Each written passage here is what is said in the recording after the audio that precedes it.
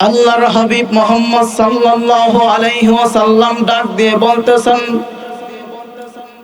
আমার উম্মত উম্মতিরা,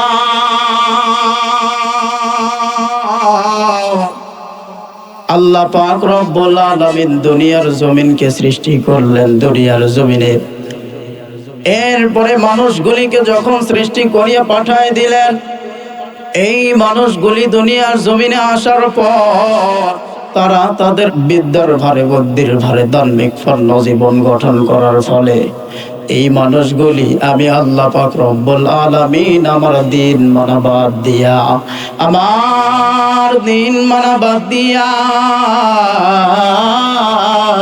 তারা তাদের নিজেদের ধর্ম, তারা তাদের পিতামাতার ধর্ম, লাভ মানব দুসরাবতী সরস্বতী, কেউ বা রঙ্গ, কেউ বা তঙ্গী, কেউ বা গাছের পূজা, কেউ বা মাছের পূজা, নানান মানুষ নানান রকম পূজা করতে করতে যখন শিরকে লিপ্ত হয়ে গেল, ঠিক তদন্ত সময়ে আল্লাহ পাক রব্বুল আলামিন দুনিয়ার জমিনে দুইটা জিনিস নিয়ামত, দুইটা জিনিস বরকত, দুইটা জিনিস পাঠায় দিলেন। নাম্বার এক, আল্লাহ পাক রব্বুল আলামিনের পক্ষ থেকে বুরহান নামক নবী মুহাম্মদুর রাসূলুল্লাহ সাল্লাল্লাহু আলাইহি ওয়াসাল্লাম। দ্বিতীয় নাম্বারে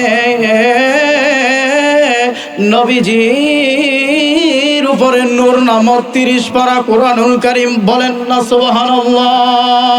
আমার ভাইরা রে, আল্লাহ রব্বুল আলামিনের প্রিয় পয়গম্বর ডাক দিয়ে বললেন, পৃথিবীর মানুষ, তোমরা যদি এই দুইটা জিনিসকে আঁকড়ায় ধরো, আমি নবী মুহাম্মদুর রাসূলুল্লাহ সাল্লাল্লাহু আলাইহি ওয়াসাল্লাম বলে দিলাম, হাসরের কাল কিয়ামতের ময়দানে যখন বিপদের দিনে তোমাদের বিপদ হবে, আমি নবী তোমাদেরকে আল্লাহর অর্ডারে, আল্লাহর হুকুমে সুপারিশ করিয়া করিয়া জান্নাতে নিয়ে যাব। বলেন সুবহানাল্লাহ। আমার ভাইরা রে,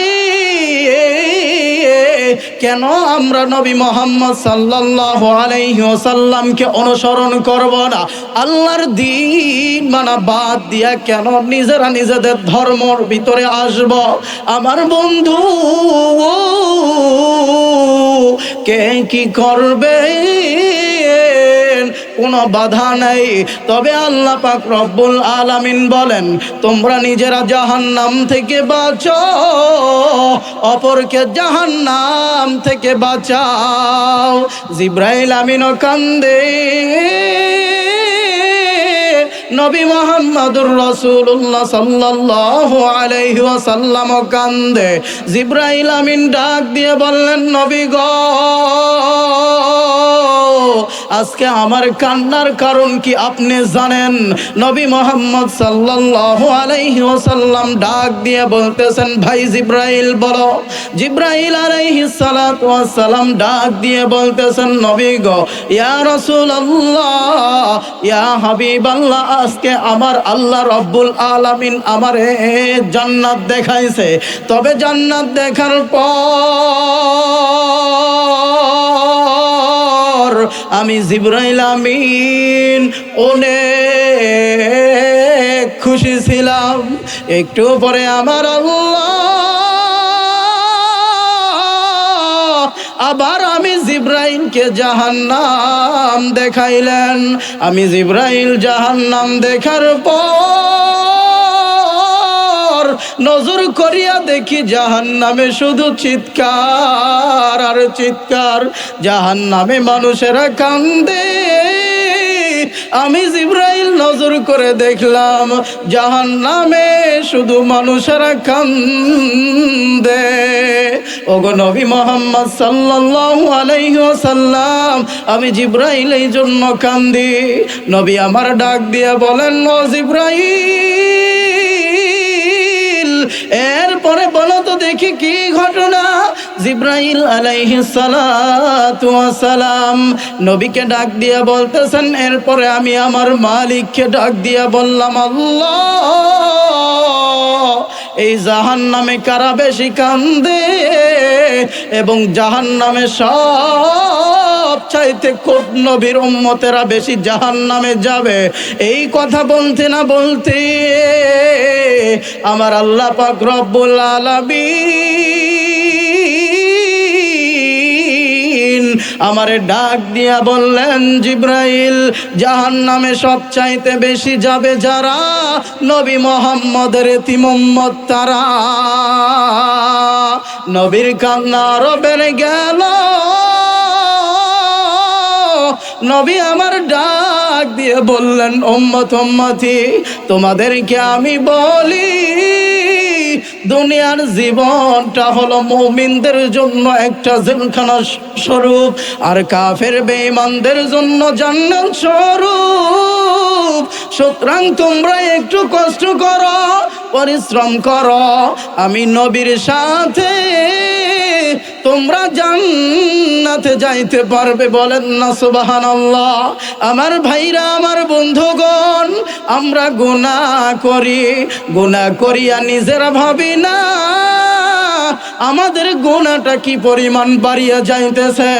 ফাকিউল আজহার মুফতি রশিদ আহমদ গঙ্গোহী রহমতুল্লাহি আলাইহি উনি ওনার নিজের গুনার কথা স্মরণ করিয়া কাঁদতে কাঁদতে নিজের চোখকে অন্ধ বানায় ফেললেন।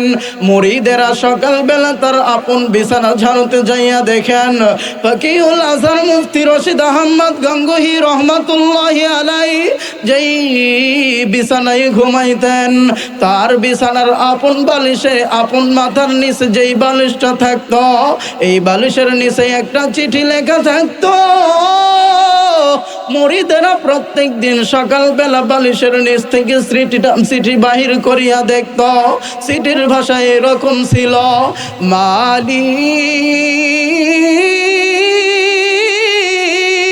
মালিক, আমি গঙ্গি না জানি আমার এই ঘুম জীবনের শেষ ঘুম। আমার ভাইরা, আমার বন্ধুগণ, আমরা আমাদের আকাবিরদেরকে ফলো করি না। আল্লাহ রব্বুল আলামিনের কিতাব খুলি এবং পড়ি, তাওবা আবার মানে বোঝার চেষ্টা করি না।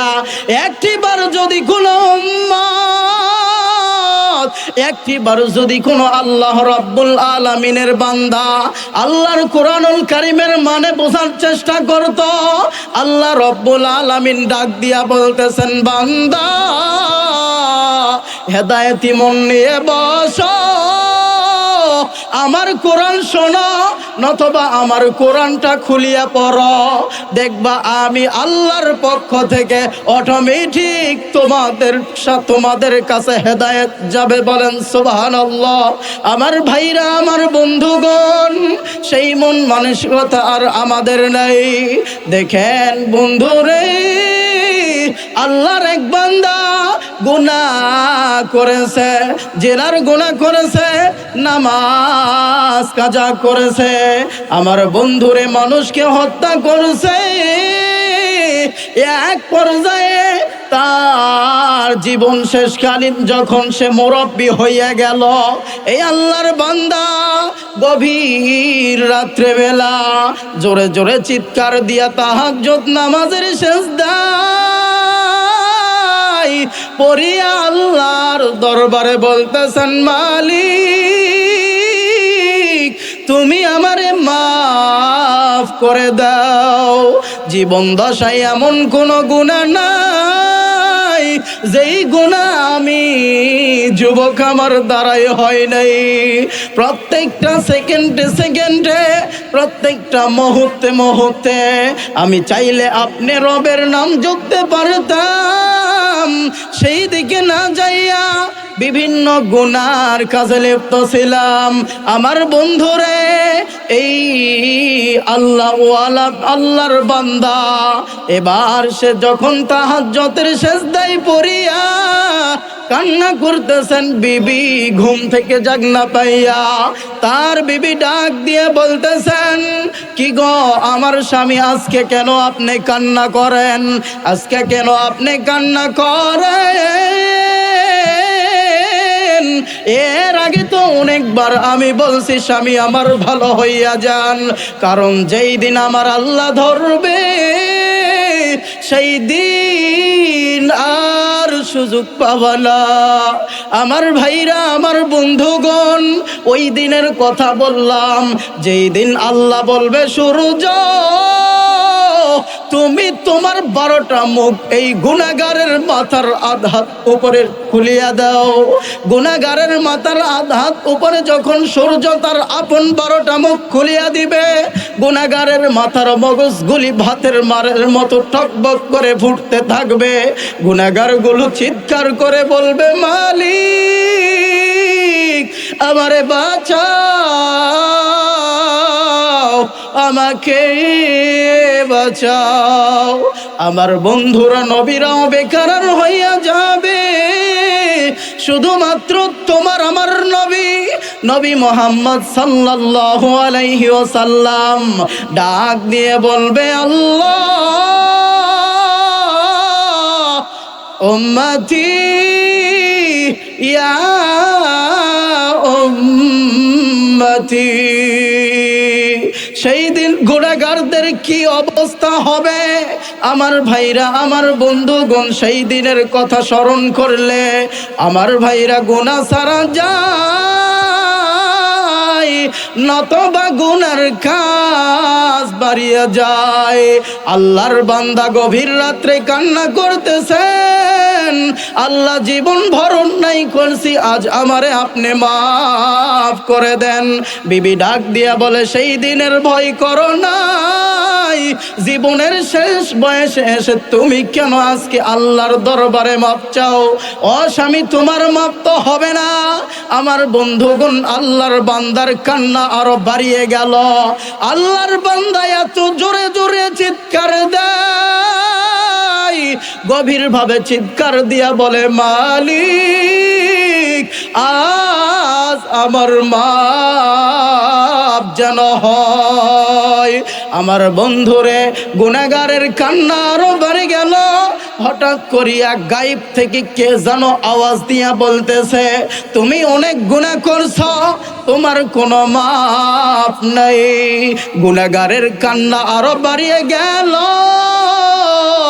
এবার তার বিবি ডাক দিয়া বলতেছে, কি গো স্বামী, আমি বলছিলাম আজকে তোমার মাপ হবে না, তারপরেও এই যে শুনলেন গায়েব থেকে একটা আওয়াজ আসলো, আমি তোমার স্ত্রী, আমিও শুনলাম, এবং কি আমার সন্তানও শুনল। ও স্বামী, তুমিও শুনছো? আল্লাহর বান্দার কান্না আরো বাড়িয়ে গেল। স্ত্রী বলে, কি গো স্বামী, আবার কেন কান্না আরো জোরে করো? স্বামী ডাক দিয়া বলল, গো আমার আহলিয়াত, ওগো আমার বিবি, আমি কান্না করি এই জন্যে যেই মালিক আমারে বলতে পারে, ও গুনাহগার তোমার মাফ নেই, সেই মালিক রহমানুর রহিম নামের ওসিলাই তো আবারও বলতে পারে, গুনাহগার তোমার গুনাহ আমি আল্লাহ মাফ করে দিলাম। বলেন সুবহানাল্লাহ। হঠাৎ করিয়া গায়েব থেকে আওয়াজ আসলো, আল্লাহর বান্দা তোমার পিছনের সমস্ত গুনাহগুলো মাফ করে দিলাম। বলেন না সুবহানাল্লাহ। আমার ভাইরা, আমার বন্ধুগণ, আজও যদি সেই আকাবিরদেরকে আমরা ফলো করি, আজও যদি নিজের গুনার কথা স্মরণ করিয়া কান্দি, আমার আল্লাহ তো আমাদেরকে মাফ করে দিতে পারেন। আল্লাহ বলেন, যেই দিন কাহার নাম ধারণ করব, সেই দিন আমি আল্লাহরে ডাকিয়া কোনো লাভ হবে না। আজকে রহমানুর রহিম নাম ধারণ করছি, ও বান্দা চাও আমি আল্লাহ একটি বার আমাকে ডাক দাও, উদউনি আস্তাজিব লাকুম, আমি তোমার ডাকে সাড়া দিব। তুমি বান্দা যদি ভাবো আমি আল্লাহ অনেক দূরে, না বান্দা না, আমি আল্লাহ তোমার এতটা নিকটে। নাহনু আকরাবু ইলাইহি মিন হাবলিল ওয়ারিদ, আমি আল্লাহ তুমি গুনাহগার তোমার ঘাড়ের রগের চাইতেও বেশি নিকটে। আমার বন্ধু আমার ভাইরা রে, সেই আল্লাহ যদি এত নিকটে থাকেন, সেই আল্লাহ যদি বলেন আমি তোমার যত কাছে, তোমার পিতামাতা, তোমার ভাই বোন, তোমার আত্মীয় স্বজন, তোমার বিবি, তোমার আহলিয়া, তোমার সন্তানাদিও এত কাছে নাই, আমি আল্লাহরে ডাক দাও, আমি আল্লাহ তোমার ডাকে সাড়া দেব। আমার ভাইরা, এরপরেও যদি মনে করি আমরা এখান থেকে ডাকবো, আল্লাহ কি আমাদের ডাক শুনতে পায় নাকি? আল্লাহ বলেন ওই জমিনে যদি একটা পিপিলিকা হাঁটিয়া যায়, আমি আল্লাহ পাক রব্বুল আলামিন আরশে আজিম থেকে পিপিলিকার হাঁটার এই ঠকবক আওয়াজটা আমার কানে জোরে জোরে লেগে যায়। বলেন সুবহানাল্লাহ। আমার ভাইরা আমার বন্ধুগণ, কোন মালিক তিনি, আর সেই মালিকের গোলাম তো আমরা। আমাদের কোনো অহংকার হতে পারে না। আল্লাহ বলেন একমাত্র অহংকার হলো আমি মাবুদের গায়ের চাদর। আর এই যেই ব্যক্তিরা দুনিয়ার জমিনে একটি বিন্দু পরিমাণ অহংকার করিবা, সে যেন আমি আল্লাহ আমার গায়ের চাদর ধরে টানল। আমি আল্লাহ রব্বুল আলামিন ডাক দিয়ে বললাম বান্দারে, ওহনো তো আমার নবী, বিশ্ব নবী মুহাম্মাদুর রাসূলুল্লাহ, নবী মুহাম্মদ সাল্লাল্লাহু আলাইহি ওয়াসাল্লাম, কোন যুবক আছো একটি মাত্র প্রমাণ দাও নবী আমার জীবন দশায় একদিন, এক মিনিট, এক সেকেন্ডের জন্য অহংকার করছে? না বন্ধু না। সেই নবীর যদি অহংকার না থাকে, আমাদের কেমনে থাকে? আমরা তো সেই নবীর উম্মত। এখন যদি বলেন তাহলে খলিফাতুল মুসলিমিন, অর্ধ জাহানের যিনি শাসক ছিল হযরত ওমর ফারুক রাদিয়াল্লাহু তাআলা আনহু, এত বড় রাষ্ট্রের প্রেসিডেন্ট ছিলেন, এরপরেও তিনার কি এক মিনিট, এক সেকেন্ডের জন্য অহংকার ছিল? না, আল্লাহর বান্দা না। হযরত ওমর ফারুক রাদিয়াল্লাহু তাআলা আনহু বলেন, অহংকার তো দূরের কথা, আমার বাড়িতে একদিন একটা মিসকিন আসলেন। এই মিসকিন আসিয়া আমার বাড়ির হালত দেখিয়া দরজা থেকে আবার ঘুরিয়ে যায়। আমি ওমর তাকে জিজ্ঞাসা করলাম, কি আল্লাহর বান্দা তুমি কেন এই বাড়িতে সাহায্য নিতে আইসা আবার ঘুরিয়ে যাও? আল্লাহর বান্দা ডাক দিয়ে বললেন, ওগো আল্লাহর বান্দা, আমি মনে করছিলাম আমি আবার কি গরিব, এখন তো দেখতেছি যাকে রাষ্ট্রপ্রধান মনে করছিলাম সে অনেক ধনী, এখন স্বচক্ষে দেখলাম আমার থেকে তিনি অনেক গরিব। আল্লাহর নবী মুহাম্মদ সাল্লাল্লাহু আলাইহি ওয়াসাল্লাম ডাক দিয়ে বললেন, ধনীরা তোমরা টেনশন করো, আর গরিবেরা তোমরা কোনো টেনশন করিও না, কারণ ধনী লোকের 500 বছর আগে আমার আল্লাহ রহমত দিয়া তোমাদেরকে জান্নাত দিয়ে দিবে। বলেন সুবহানাল্লাহ। আমার ভাইরা, সেই জান্নাতে যদি যাই দেখেন জান্নাতের নিয়ামত আমার আল্লাহ কি রকম দান করে। আমার ভাইরা রে, একটা মানুষ প্রথমে যাওয়ার পরে জান্নাতে প্রবেশ করার পরে দেখবেন একটা নহর দেখা যায়। এই নহরটাতে এত সুন্দর পানি, আমার আল্লাহ পাক রব্বুল আলামিনকে জিজ্ঞাসা করা হবে, ওগো দয়ার মালিক, এই পানিটা এত সুন্দর কেন? এই পানিটা কোথায় কার সঙ্গে কোন নদীর সাথে কানেকশন করে দিয়েছেন? আল্লাহ রাব্বুল আলামিন ডাক দিয়ে বলবেন, ওগো আমার বান্দা, এই পানিটা আমি আল্লাহ হাউজে কাউসারের সাথে সংযোগ করে দিয়েছি। বলেন সুবহানাল্লাহ। আমার ভাইরা, আমার বন্ধুগণ, আল্লাহর বান্দা বলবে এই পানিতে সুন্দর ফেনা দেখা যায়। আল্লাহ রব্বুল আলামিন ডাক দিয়ে বললেন, হ্যাঁ, এই পানিতে সুন্দর ফানা দেখা যায়।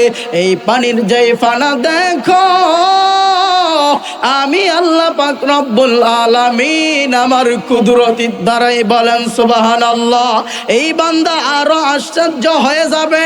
বান্দা বলবেন, তাহলে মালিক, যেই নহরের দুই পার্শ্বের পার দেখতেছি, এই পার আপনি কি দিয়া সৃষ্টি করছেন? আল্লাহ রব্বুল আলামিন বলেন, এই নহরের দুই পার্শ্ব যেই পার দেখতেছ, এই পার আমি আল্লাহ আমার কুদরতির দ্বারাই পুরা পার আমি স্বর্ণ দ্বারা বানাই দিয়েছি। বলেন সুবহানাল্লাহ। এই বান্দা আরো আশ্চর্য হয়ে যাবেন, পানিটা এত সুন্দর ঘ্রাণ পাওয়া যাবে। এই বান্দা আল্লাহকে ডাক দিয়ে বলবেন, মালিক, এত সুন্দর ঘ্রাণ পাইতেছি এই পানি দ্বারা। বলেন তো, এই পানিতে কি মেশানো আছে? এই পানির নিচে মাটি নাকি কি আপনি রাখছেন? আল্লাহ রব্বুল আলামিন ডাক দিয়ে বলবেন, বান্দা, আমি আল্লাহ পাক রব্বুল আলামিন এই পানির নিচে আমি আল্লাহ মেশক আম্বার দিয়া তৈরি করে রাখছি। বলেন সুবহানাল্লাহ। আমার ভাইরা, আমার বন্ধুগণ, এই হলো জান্নাতীদের নিয়ামত। নিয়ামতপূর্ণ এই জান্নাত, আমার ভাইরা, আরো ওই নহরের 4টা খুঁটি দেখা যাবে। আমার ভাইরা, এক খুঁটিতে মিম দ্বারা, 2 খুঁটিতে মিম দ্বারা আমরা দেখব। আমার ভাইরা, সেই 2 খুঁটি আমরা নজর করে দেখব। জান্নাতের মেহমানরা নজর করিয়া দেখবে, একটা হলো ওই খুঁটি সংযোগ চলে গিয়েছে মধুর নহর। বলেন না সুবহানাল্লাহ। আর এক খুঁটির দিকে রয়েছে শরাবের নহর, আর এক খুঁটির দিকে রয়েছে দুধের নহর, আর এক খুঁটির দিকে রয়েছে আমার আল্লাহ পাক রব্বুল আলামিনের এই পানির নহর। বলেন সুবহানাল্লাহ। আমার ভাইরা, আমার বন্ধুগণ, নিয়ামতপূর্ণ জান্নাতের কথা যদি বলা হয়, সারা রাত্রে কথা বললে শেষ করা যাবে না। বরং আল্লাহ রাব্বুল আলামিন যা বলেছেন, বান্দা এইটা তোমরা ধরো, কোরআন ধরো, আমি আল্লাহকে মানো, নবীর আহকামগুলো মানিয়া চলো। আমার নবীজি যা দেখিয়ে দিয়েছেন, এই পথটাকে তোমরা অনুসরণ করো।